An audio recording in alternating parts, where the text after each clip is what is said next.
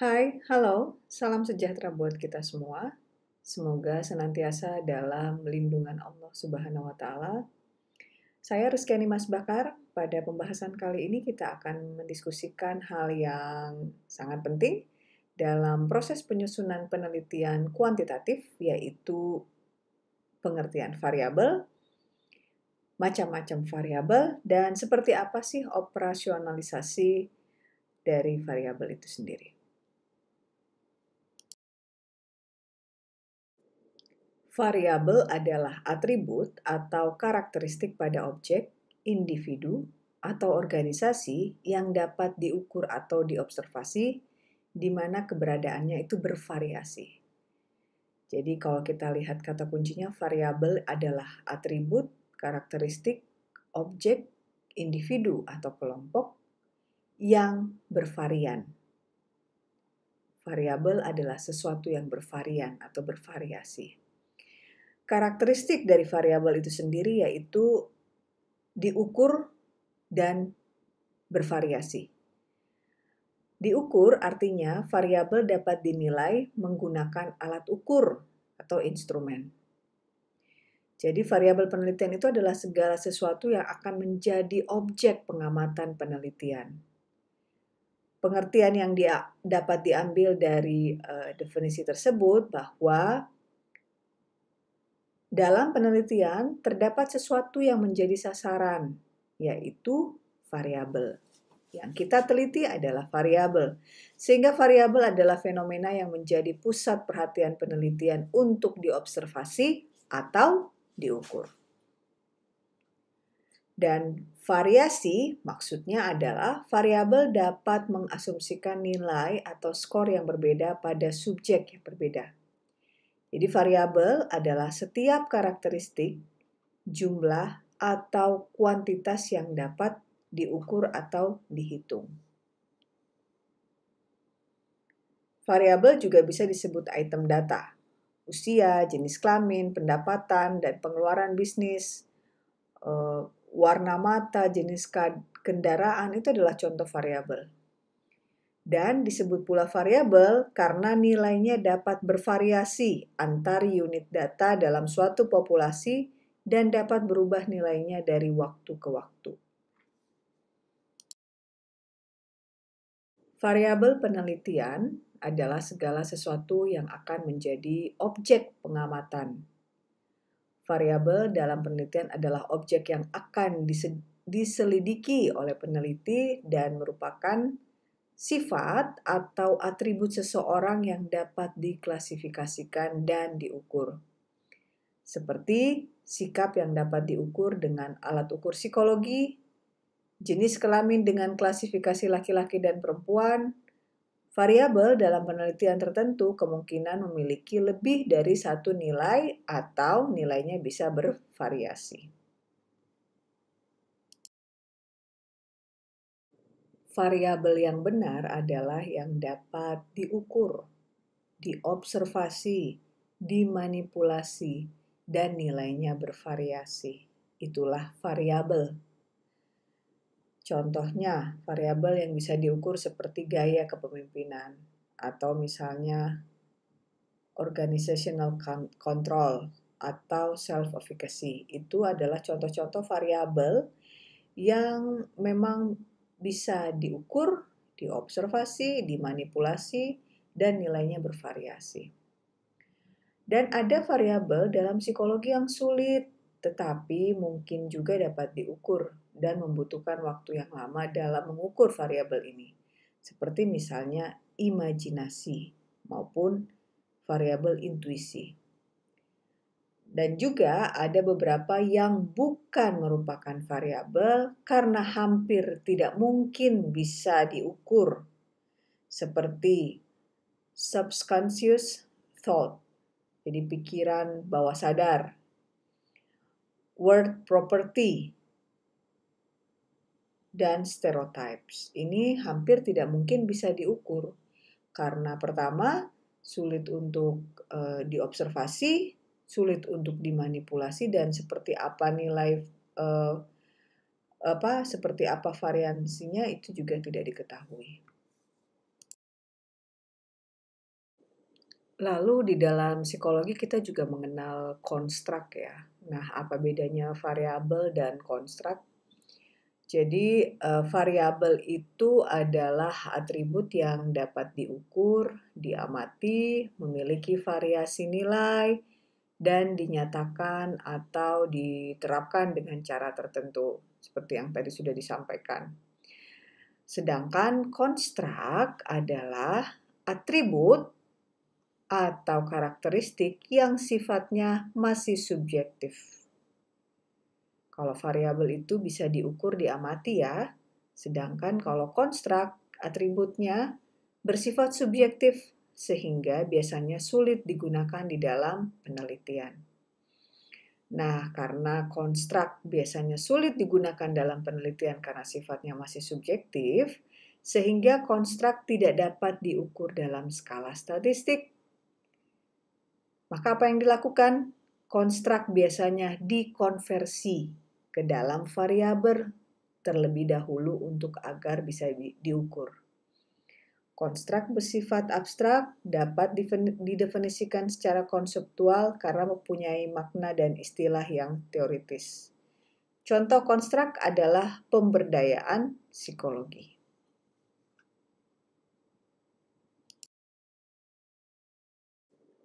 Dalam penelitian kuantitatif, biasanya variabel diukur secara numerik, sedangkan pada penelitian kualitatif biasanya menggunakan pengukuran kategorikal. Dalam penelitian kuantitatif, variabel dapat diklasifikasikan berdasarkan skala pengukurannya, perolehannya, dan jenis hubungannya. Jadi tadi ya bahwa di dalam penelitian kuantitatif variabel itu bisa diklasifikasikan berdasarkan skala pengukurannya, perolehannya, dan jenis hubungannya. Kita masuk pada variabel berdasarkan skala pengukurannya itu bisa diklasifikasikan menjadi 4 jenis, yaitu nominal, ordinal, interval, dan rasio. Variabel nominal adalah variabel yang sifatnya diskrit dan kategorinya saling pisah antara kategori satu dengan kategori yang lainnya. Misalnya saja jenis kelamin berpisah ya, laki-laki, perempuan.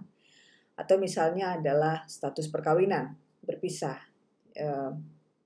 Belum menikah, menikah, atau misalnya duda, janda, cerai, dan sebagainya. Ini contoh dari variabel nominal. Nah, variabel nominal ini kalau di dalam dibandingkan dengan variabel yang lainnya ini skalanya paling sederhana.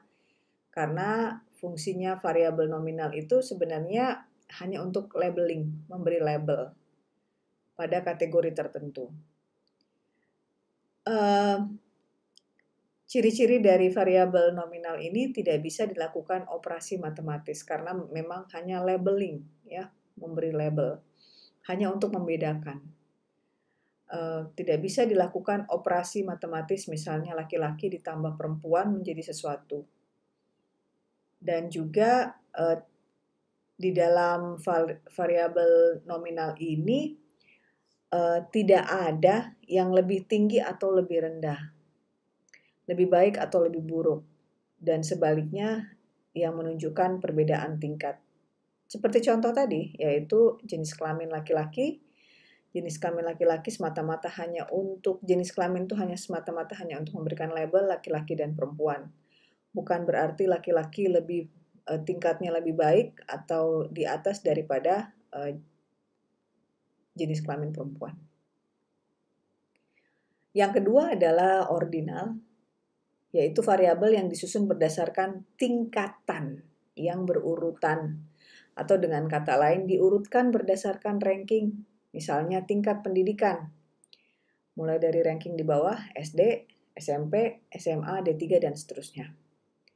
Variabel ordinal ini adalah variabel yang dibedakan menjadi beberapa secara bertingkat.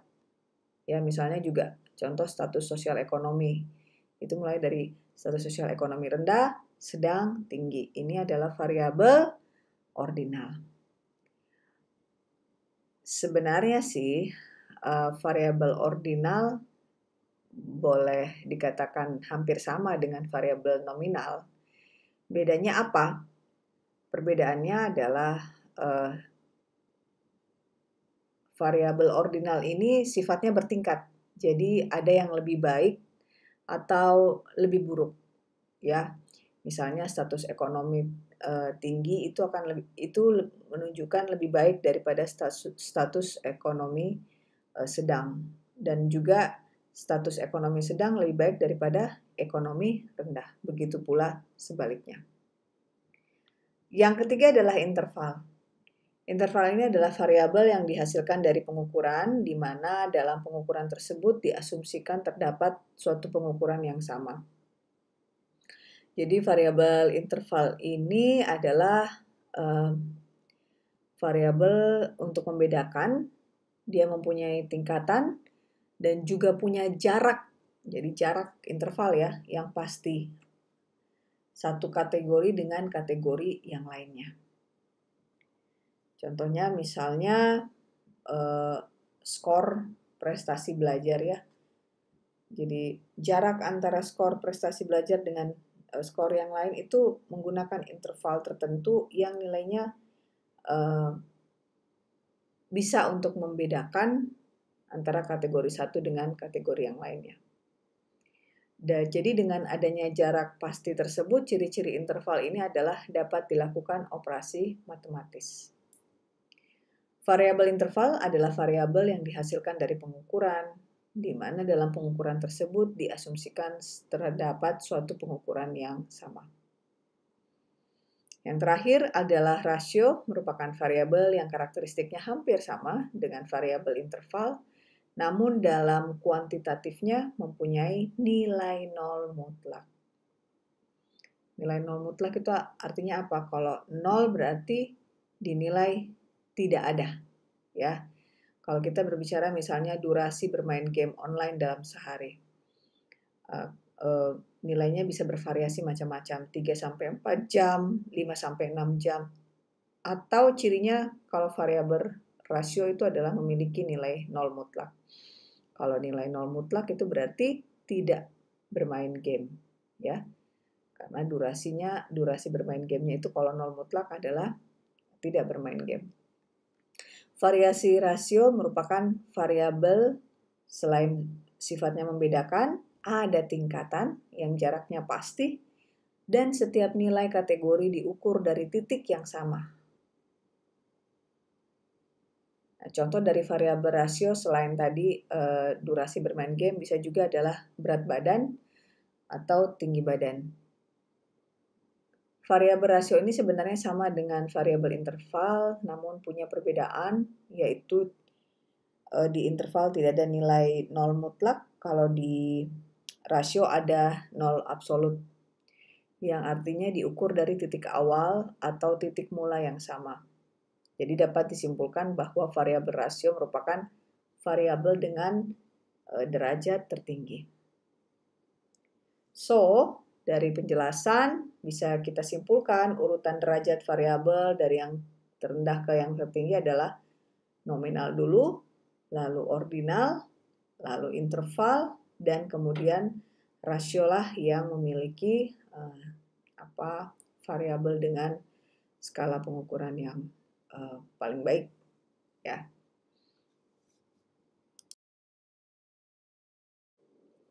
Kalau tadi klasifikasi berdasarkan skala pengukurannya, maka berikut ini adalah klasifikasi variabel berdasarkan perolehan datanya.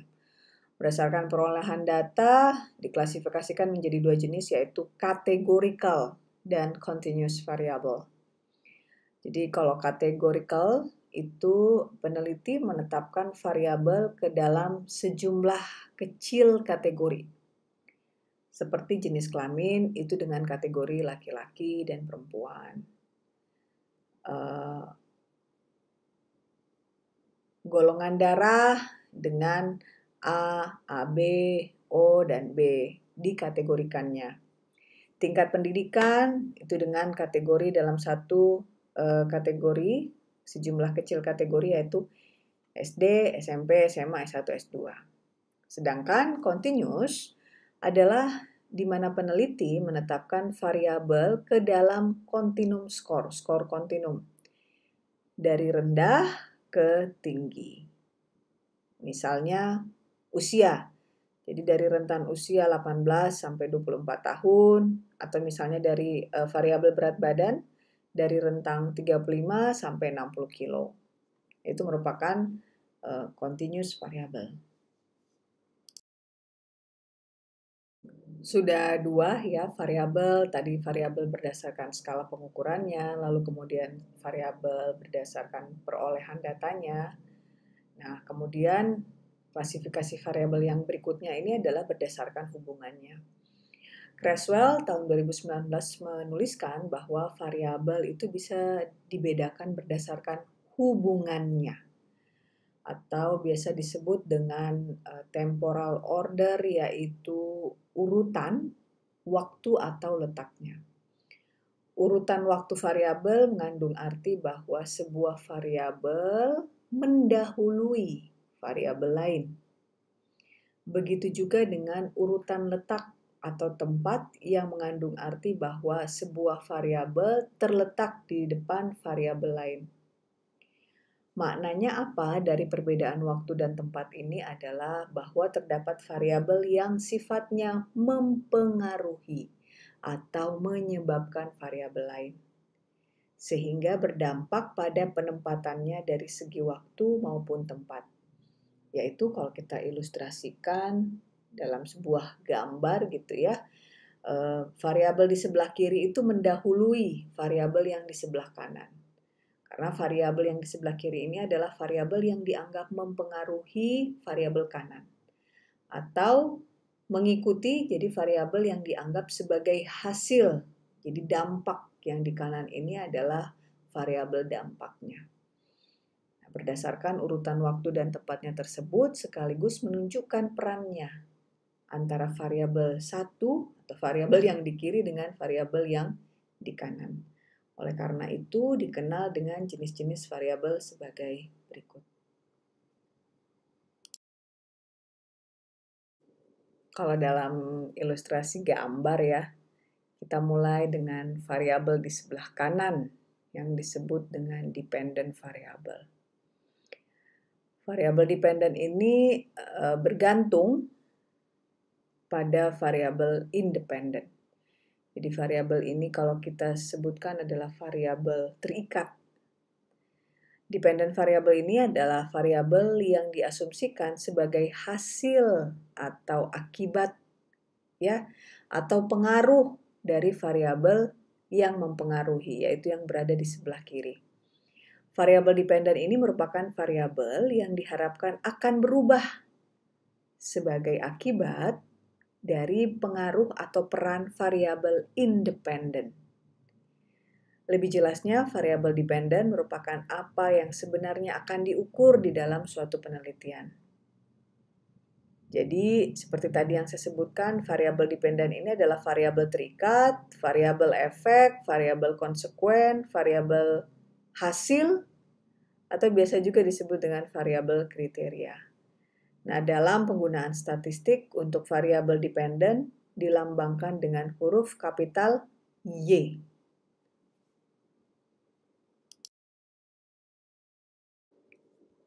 Berikutnya adalah variabel independen. Kalau tadi dependent variabel, yang berikutnya ini adalah independent variabel. Kalau kita ilustrasikan dalam gambar, dia berada di sebelah kiri ya. Variabel inilah yang memungkinkan disebut dengan variabel faktor atau penyebab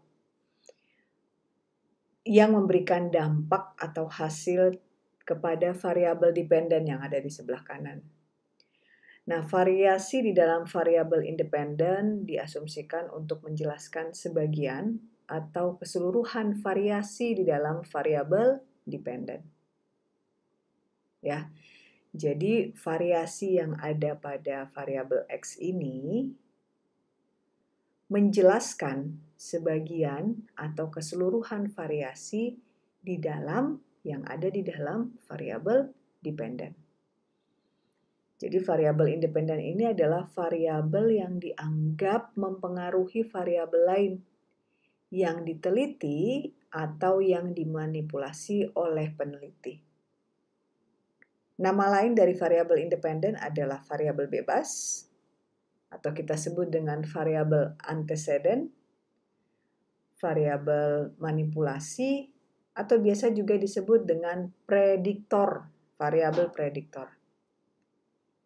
Dalam penggunaan bahasa statistik, variabel independen lazim disebut dengan huruf kapital Latin X. Masih pada penjelasan variabel independen tadi ya, variabel independen itu adalah variabel bebas, lalu kemudian juga disebut dengan variabel faktor ya, yang mempengaruhi variabel dependen. Di dalam variabel independen sendiri ada dua jenis variabel, yaitu active variabel dan atribut variabel. Jadi kalau active variabel adalah variabel yang dimanipulasi, ini contohnya sangat sering kita jumpai pada penelitian kuantitatif eksperimen. Contoh dari variabel aktif ini seperti treatment variabel, control variabel, atau moderating variabel, atau measured variabel. Sedangkan atribut variabel adalah variabel yang tidak dapat dimanipulasi karena sifatnya telah ada sebelumnya, sudah terberi. Ya. Jadi di dalam penelitian kuantitatif itu ada dua jenis variabel independen. Ketika dia di dalam variabel aktif, maka variabel independennya itu atau variabel faktornya itu bisa dimanipulasi. Yang dimanipulasi sengaja oleh peneliti. Sedangkan ketika independen variabelnya itu tidak bisa dimanipulasi karena memang merupakan atribut variabel yang sudah melekat, sudah ada sebelumnya. Biasanya ini contohnya adalah misalnya ras, jenis kelamin, itu kan nggak bisa dimanipulasi ya, memang sudah ada. Nah, ini yang disebut dengan atribut di dalam atribut sebagai bagian dari variabel independen.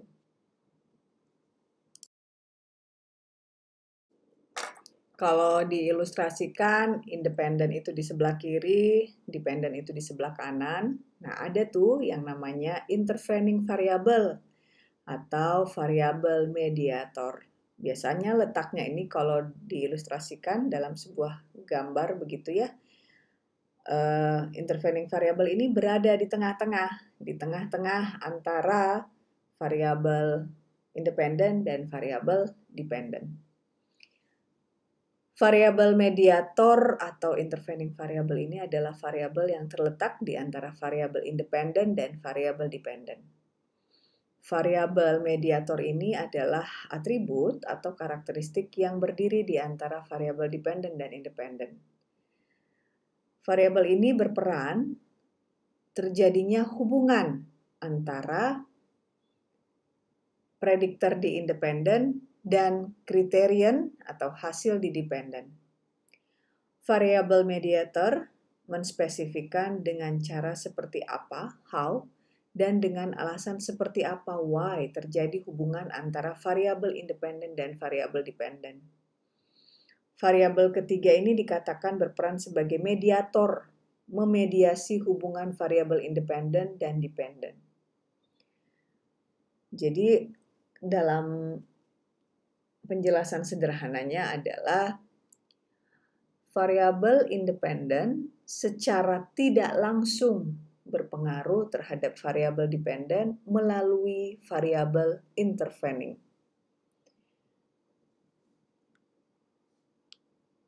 Hubungan variabel mediator itu paling efektif diuji dengan menggunakan rangkaian analisis regresi ya,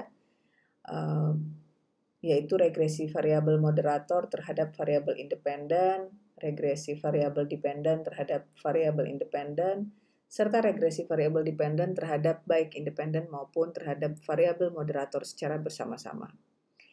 Biasanya dari berbagai analisa dengan model penelitian seperti ini, saya biasanya menggunakan uji Hayes yang juga merupakan bagian dari uji regresi.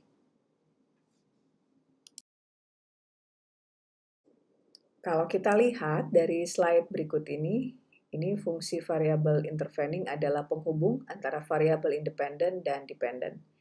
Jadi kalau kita lihat motivasi ini adalah variabel independen dan prestasi belajar adalah variabel dependen, sedangkan minat ini adalah variabel intervening variabel. Dia berada di tengah-tengah. Motivasi ini mempengaruhi dependen variabel dan prestasi belajar ini merupakan hasil dari motivasi.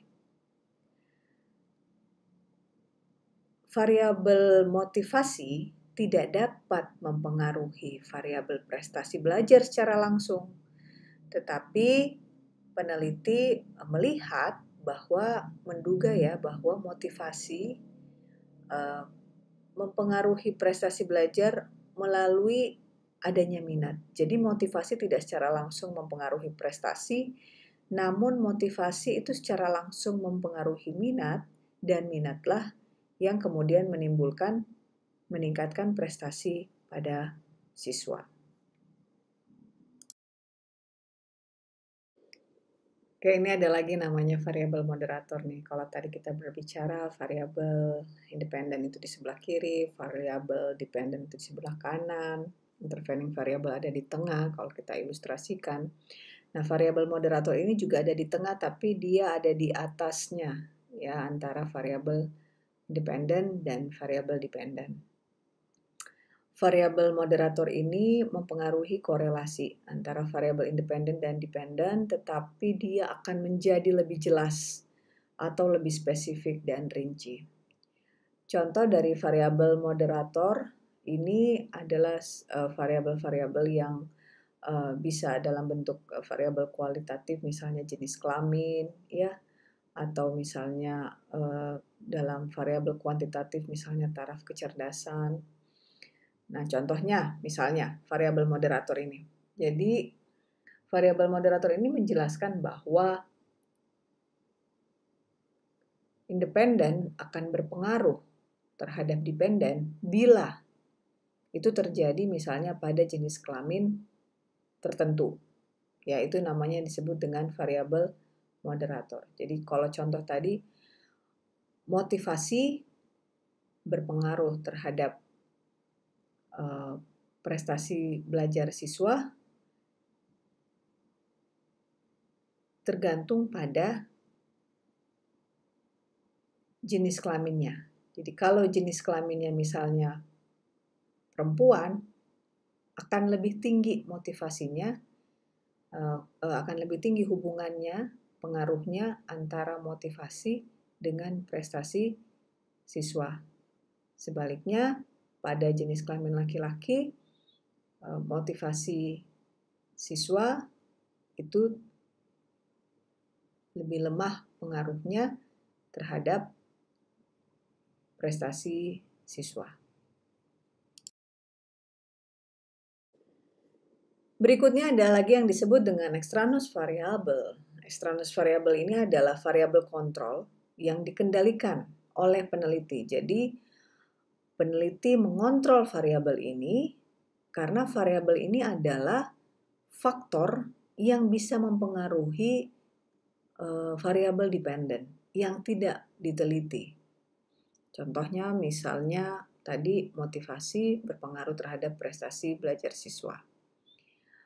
Nah, yang diteliti independen variabelnya adalah faktor motivasi, ya, faktor motivasi.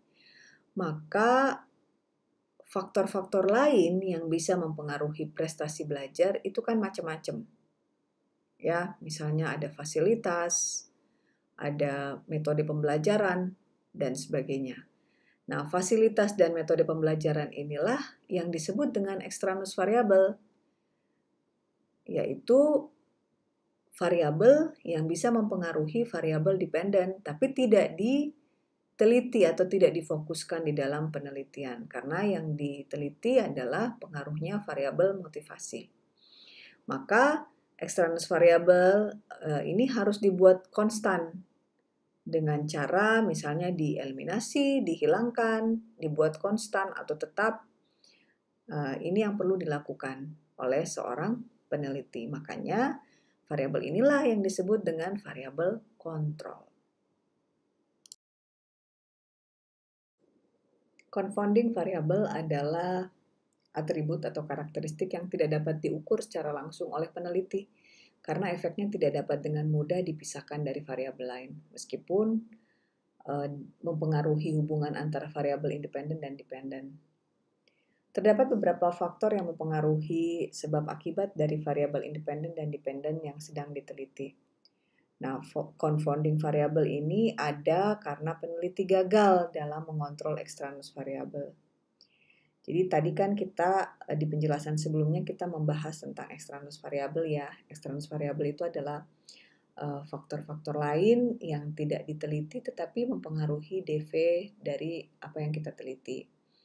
Nah, harusnya idealnya dalam penelitian extraneous variable itu harus dikontrol dengan baik oleh peneliti. Jadi harus dibuat konstan, ya.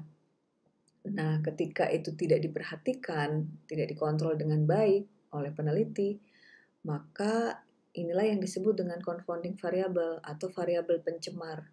Jadi hasil penelitian itu tidak pure sebenarnya adalah berpengaruh antara independent variable terhadap dependent variable karena ada variabel lain yaitu confounding variable, variabel pencemar yang bisa mempengaruhi. Jadi kuat tidaknya hubungan itu bisa dipengaruhi oleh confounding variable. Jadi hasilnya itu menjadi tidak murni lagi. Bukan semata-mata meneliti motivasi berpengaruh terhadap prestasi belajar. Karena misalnya metode pembelajaran itu tidak dikontrol dengan baik.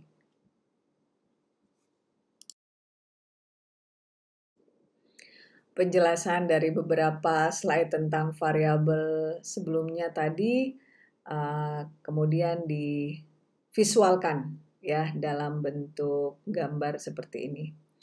Kita lihat tadi variabel independen ini berada di sebelah kiri. Variabel independen ini disebut sebagai variabel sebab, ya. Dan variabel di sebelah kanan dari variabel independen ini disebut dengan variabel dependen atau variabel akibat. Variabel dependen ini dituliskan dalam bentuk Y dan variabel independen ini dituliskan dalam bentuk X. Variabel yang berada pada tengah-tengah antara variabel independen dan dependen itu yang disebut dengan intervening variable, yaitu variabel yang menjembatani. Jadi pengaruh atau hubungan antara variabel independen dan variabel dependen itu terjadi tidak secara langsung, tetapi melalui intervening variable dulu. Ya. Nah, di bawahnya kita lihat ada yang disebut dengan variabel moderator. Variabel moderator ini sebenarnya variabel yang berada di tengah-tengah antara variabel independen dan variabel dependen. Dan variabel ini berfungsi untuk melihat secara spesifik apakah kemudian faktor-faktor seperti tadi misalnya jenis kelamin itu kuat lemahnya itu dipengaruhi oleh kuat lemahnya pengaruh antara variabel independen dan variabel dependen itu bisa secara spesifik tergambarkan apakah dipengaruhi oleh perbedaan jenis kelamin misalnya atau perbedaan usia misalnya. Jadi akan menjadi hasil yang lebih spesifik. Nah, di bawahnya kita kenal yang disebut dengan extraneous variable.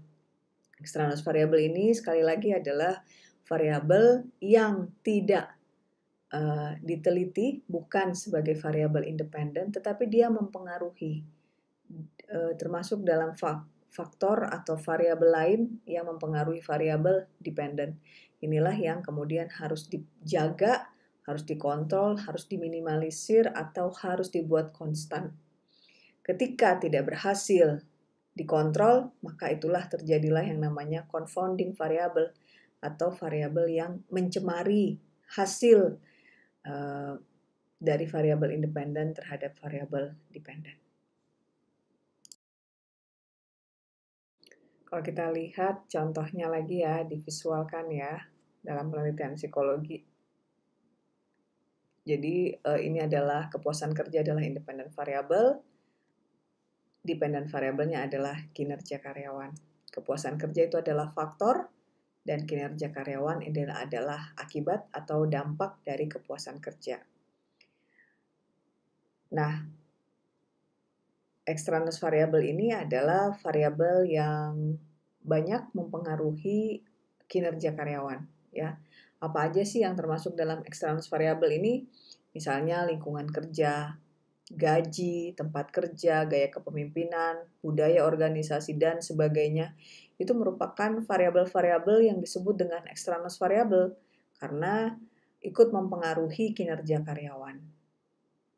Tetapi yang menjadi pokok dalam penelitian ini kan adalah independent variabelnya, yaitu kepuasan kerja. So, extraneous variable ini benar-benar harus dikendalikan dengan baik oleh peneliti. Karena kalau tidak dikendalikan dengan baik, maka dia akan menjadi confounding variable. Misalnya saja, gajinya itu diabaikan antara pada sampel atau responden penelitian. Gaji diabaikan. Gajinya itu terjadi variasi yang besar antara misalnya responden satu dengan responden yang lainnya. Ada sebuah perbedaan gaji yang tinggi antara responden satu dengan responden yang lainnya. Ini tidak dikontrol, diabaikan atau terlupakan oleh si peneliti. Maka gaji ini bisa menjadi confounding variable karena ternyata bukan hanya semata-mata kepuasan kerja yang mempengaruhi kinerja karyawan, ternyata juga karena tidak dikontrol menjadi confounding variabelnya itu adalah gaji.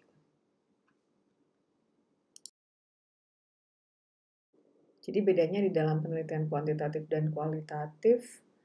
Penelitian kuantitatif ini variabelnya lebih mengarah pada penjelasan dan prediksi dari variabel yang diteliti atau lebih jelasnya bertujuan untuk menjelaskan atau memprediksikan apakah variabel independen atau variabel bebas itu mempengaruhi variabel terikat. Itu kalau dalam konteks kuantitatif. Kalau dalam konteks penelitian kualitatif, peneliti berfokus pada variabel dependennya. Ya, jadi bagaimana memahami fenomena variabel terikat itu secara mendalam, bagaimana mengeksplor variabel eksternal itu membentuk variabel dependen atau berbagai faktor yang bisa mempengaruhi fenomena variabel dari dependen. Itu menjadi konteks di dalam kualitatif. Jadi di dalam penelitian kuantitatif kita perlu sekali melakukan yang namanya operasionalisasi variabel. Jadi operasionalisasi variabel ini adalah bagaimana mendefinisikan variabel atau konsep yang abstrak dengan operasionalisasi atau langkah-langkah yang akan peneliti tempuh dalam rangka mengukur variabel yang bersangkutan. Nah, mengubah konsep yang abstrak menjadi konstruk yang dapat diukur disebut operasionalisasi. Langkah yang dimaksud ini ditempuh dengan mengidentifikasi indikator-indikator tingkah laku dari masing-masing variabel, baik itu yang bersifat favorable atau memberi evidensi tentang kehadiran variabel tersebut yang dimaksud, atau memberi evidensi tentang ketidakhadiran variabel yang dimaksud. Jadi, cara terbaik dalam mendefinisi hakikat variabel penelitian adalah mendeskripsikan cara variabel-variabel yang akan diukur. Jadi, operasionalisasi itu merupakan langkah merumuskan secara persis langkah-langkah atau operasi untuk mengukur variabel-variabel yang bersangkutan. Sebagai contoh, ini bentuk dari definisi operasional ya. Variabelnya di sini work engagement atau keterlibatan kerja. Nah, ketika kita melakukan definisi operasional variabel, maka tentu kita menarik dulu dari definisi konseptual, yaitu pendapat dari beberapa ahli. peneliti melihat work engagement, variabel work engagement sebagai variabel yang akan diteliti, itu mengambil definisi konseptual dari salah satu tokoh yaitu Sauvely. Jadi definisi konseptualnya ini adalah suatu pikiran positif yang berhubungan dengan pekerjaan dan pemenuhan diri yang memiliki karakteristik semangat, dedikasi, dan absorpsi. Nah, seperti tadi yang disampaikan di slide sebelumnya, bahwa kita perlu untuk melihat indikator atau aspek yang mewakili dari variabel tersebut. Nah, dari Sauvely ini ada 3 aspek, yaitu vigor. Apa itu vigor? Lalu kemudian aspek yang kedua adalah dedication. Apa itu dedication? Ini penjelasannya, dan adalah absorption.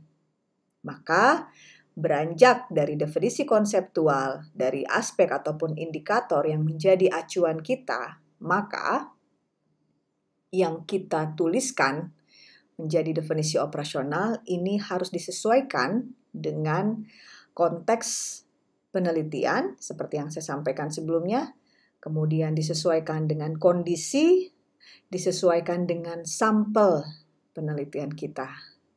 Atau kalau ini sebuah penelitian eksperimen harus disesuaikan dengan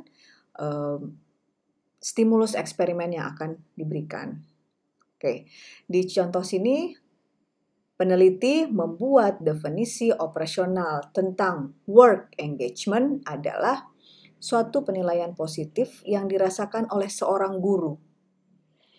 Nah, kalau di definisi konseptual kita lihat ini adalah berhubungan dengan pekerjaannya. Biasanya definisi konseptual work engagement ini digunakan di karyawan. Tetapi karena sampelnya ini adalah sampel seorang guru, para guru, maka definisi operasionalnya itu akan disesuaikan dengan kondisi penelitian. Jadi penilaian positif yang dirasakan oleh seorang guru yang terlibat dengan pekerjaannya serta mengekspresikan dirinya secara fisik dan kognitif dalam bekerja. Apa ciri di dalam definisi operasional juga dimasukkan apa ciri dari responden atau guru yang memiliki work engagement yang tinggi. Jadi dia bilang dilanjutkan bahwa guru yang memiliki semangat yang tinggi, antusias yang tinggi, dan penuh konsentrasi dalam bekerja, ini merupakan bagian dari dari aspeknya work engagement, merupakan tanda bahwa guru tersebut memiliki work engagement yang tinggi. Definisi operasional juga harus dituliskan bagaimana cara mengukurnya. Work engagement akan diukur menggunakan skala dari yang menjadi acuan kita pada 3 aspeknya yaitu vigor, dedication, dan absorption. Tidak hanya sampai pada variabel itu akan diukur dengan apa dan mengacu pada aspek teorinya siapa, tapi dilanjutkan lagi bahwa apa makna dari tinggi rendahnya skor skala. Ya, jadi semakin tinggi skor skala menunjukkan semakin tinggi work engagement guru. Inilah bentuk dari definisi operasional yang benar-benar disesuaikan dengan penelitian yang menjadi kekhasan, dan definisi operasional ini tidak dimiliki oleh penelitian lain meskipun meneliti variabel yang sama yaitu work engagement.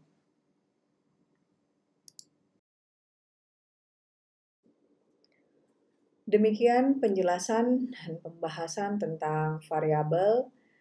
Ya, silakan untuk kembali direview seperti apa itu variabel independen, variabel dependent, variabel intervening, extraneous variable, moderator variable, dan juga yang disebut dengan confounding variable.